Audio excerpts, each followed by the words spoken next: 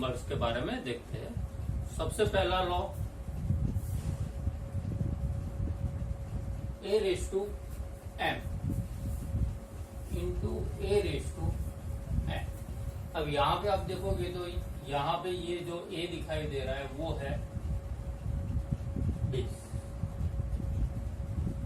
और m and n जो है वो है एक्सपोनेंट। तो इसका आंसर जो होता है वो हम लिखते हैं a raise to m plus n। यानी कि आप देखो यहाँ पे बेस सेम है, बीच में मल्टीप्लिकेशन का साइन है, तो यहाँ पे एक्सपोनेंट का हमने सम किया है। दूसरा लॉ है a raise to m divided a raise to n। अब यहाँ पे आप देखोगे कि दोनों का बेस सेम है लेकिन बीच में साइन डिवीजन है, तो टोटल यहाँ पे 3 केस बनते हैं। केस नंबर 1 कि m is greater than n, that means यहाँ पे m का वैल्यू ज्यादा है और n का वैल्यू कम है। और यहाँ पे आप देखो तो a raise to m upon a raise to n लिखा जाएगा, तो यहाँ पे m का वैल्यू ज्यादा है, तो हमें a raise to m minus n लिखना है। ये हो गया केस नंबर 1, m का वैल्यू n से ज्यादा है, तो a raise to m minus n, that means base are same, बीच में डिवीजन का साइन है और m ग्रेटर देन n है, तो यहाँ पे एक्सपोनेंट का सब्सट्रैक्शन होगा और वो भी न्यूमेरेटर में किया जाएगा। Case number 2, m equal to n, m equal to n होगा तो a raise to m minus m लिखा जाएगा, क्योंकि यहाँ पे m का वैल्यू n है या n का वैल्यू m है, तो यहाँ पे मैंने n की जगह पे m लिखा है, तो मुझे यहाँ पे मिलेगा a raise to m upon a raise to m। अब दोनों सेम है तो भी हमें सब्सट्रैक्शन न्यूमरेटर में करना है, और इसका आंसर मुझे मिलता है a रेस टू 0, और a रेस टू 0 का आंसर होता है 1। तो ये भी एक लॉ है कि कोई भी रियल नंबर का पावर अगर 0 है तो उसका वैल्यू हमें 1 मिलेगा। Now case number 3, m is less than n, m is less than n, that means numerator में एक्सपोनेंट का वैल्यू ज्यादा है, तो यहाँ पे जो सब्सट्रैक्शन होगा वो डिनोमिनेटर में होगा, तो हम यहाँ पे लिखेंगे a1 upon a raise to n minus n। तो ये हो गया डिवीजन के लिए लॉ। अब तीसरा लॉ है a raise to m whole raise to m। अब यहाँ पे आप देखोगे कि a रेस टू m दिया हुआ है और उसका भी पावर दिया हुआ है n, तब ये दोनों का मुझे मल्टीप्लिकेशन करना है, that means a raise to m into n, और a raise to m into n की जगह पे हम लिखेंगे a रेस टू mn। यहाँ पे mn का मतलब है m इंटू n। अब बात करते हैं a raise to a upon b whole raise to m। अब यहाँ पे आप देखोगे कि डिवीजन दिया हुआ है ब्रैकेट में, a एंड b का डिवीजन दिया हुआ, तो हम यहाँ पे लिखेंगे a रेस टू m, यानी a का भी पावर m है और b का भी पावर m, तो a raise to m upon b raise to m लिखा जाएगा। अब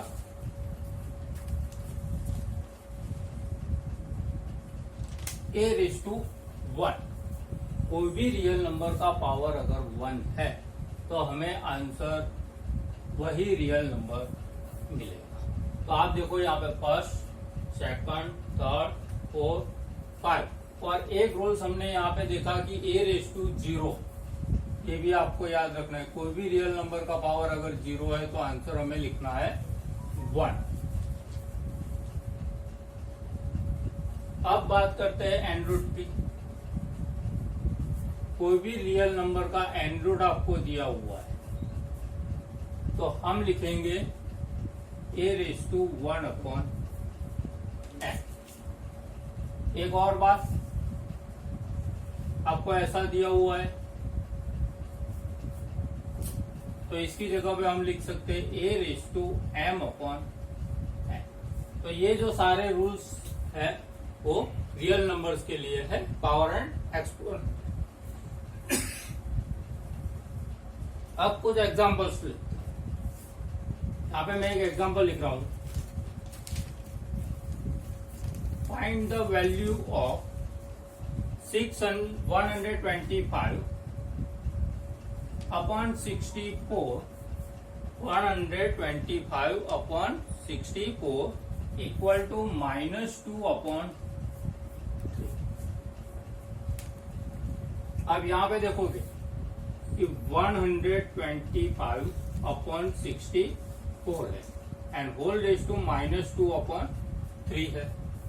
तो यहाँ पे आप देखो कि 125 जो है वो कौन से नंबर से बनता है, कौन से नंबर को 3 टाइम्स या 2 टाइम्स मल्टीप्लिकेशन करने से बनता है।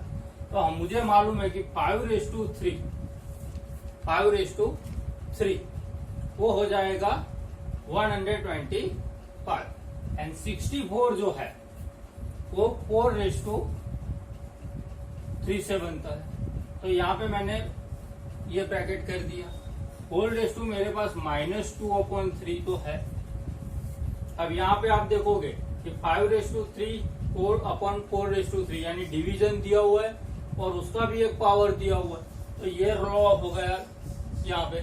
तो उसका मतलब क्या हुआ कि एक ही जगह पे यहाँ पे 5/3 और बी की जगह पे यहाँ पे 4/3 और m की जगह पे यहाँ पे -2 अपॉन 3।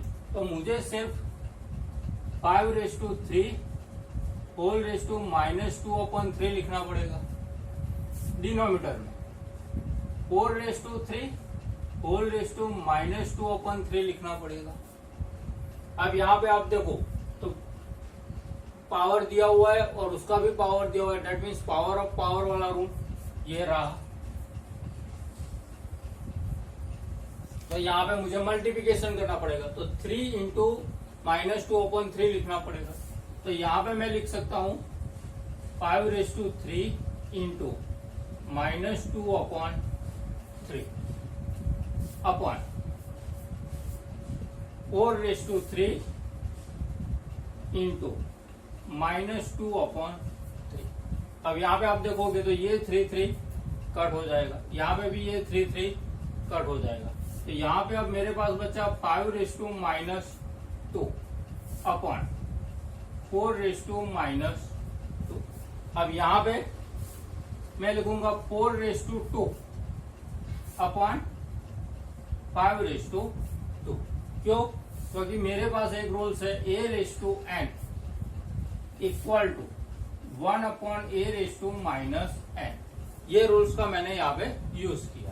तो अब मुझे मालूम है 4 का स्क्वायर 16 और 5 का स्क्वायर 25। तो ये जो मुझे बोला गया था find the value of 125 upon 64 whole raise to -2, उसका आंसर आया 16 अपॉन 25। अब एक और एग्जांपल देखते हैं।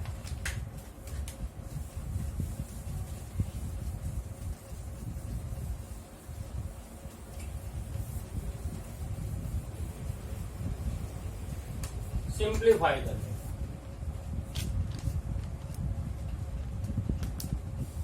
जिसमें एक साथ में बहुत सारे रूल्स आएंगे। For example 25 raise to 1/2 into 243 whole raise to 3/5। Denominator में 16 होल रेज टू 5/4 इंटू 8 4/3। अब यहाँ पे आप देखो कि 25 का पावर दिया हुआ है 1/2। तो 25 जो होता है वो 5/2 से बनता है। होल रेज टू में 1/2 लिखूंगा इंटू यहाँ पे 243 वो किस तरह से बनता है। तो 243 जो है 3/5 चेक करते हैं। तो 3 को 5 टाइम्स मुझे मल्टीप्लाई करना है। 3 3 जा 9, 9 3 जा 27, 27 3 जा 81 एंड 81 3 जा 243। तो मुझे 243 की जगह पे अब लिखना पड़ेगा 3⁵5। तो मैंने यहाँ पे लिखा है 3⁵5 whole raise to 3/5। Now 16, very easy, 2⁴ whole raise to 5/4 into 8, then 2⁵3 whole raise to 4/3। अब यहाँ पे पावर ऑफ पावर वाला रूल्स अप्लाई करेंगे। तो 5⁵2 इंटू 1/2 इंटू 3⁵5 इंटू 3/5। डिनोमिनेटर में 2⁴ इंटू 5/4 इंटू 2⁵3 इंटू 4/3। अब यहाँ पे आप देखोगे 2 2 कट, ये 5 5 कट, यहाँ पे 4 4 कट और यहाँ पे 3 3 कट होगा। तो मेरे पास यहाँ पे बचा 5⁵1 इंटू 3⁵3 अपॉन 2⁵5 इंटू 2⁵4। अब यहाँ पे आप देखो 5 इंटू 3⁵3 है। अब 3⁵3 का आंसर 3 इंटू 3 इंटू 3, यानी ये तीनों का मल्टीप्लीकेशन वो होता है 27। तो यहाँ पे मुझे लिखना पड़ेगा 5 इंटू 27 और डिनोमिनेटर में आप देखोगे तो 2⁵5 इंटू 2⁴। तो हमने पहला जो लॉ लिया था a⁵m इंटू a⁵n, तो यहाँ पे मुझे ये दोनों का एडिशन करना पड़ेगा। तो मैं यहाँ पे लिखूंगा 2⁵5 प्लस 4। तो मुझे यहाँ पे आंसर मिलेगा, अब ये दोनों का मल्टीप्लिकेशन भी कर देते, 7 into 5 35, 3 carry forward, 5 into 2 10, 10 and 3 135। अब डिनोमिनेटर 2⁹9। अब 2⁹9 जो है वो मुझे ढूंढना पड़ेगा। तो मुझे 9 टाइम्स 2 लिखना पड़ेगा मल्टीप्लिकेशन। तो वो मैं यहाँ पे रिप्रेजेंट कर रहा हूँ आपके लिए।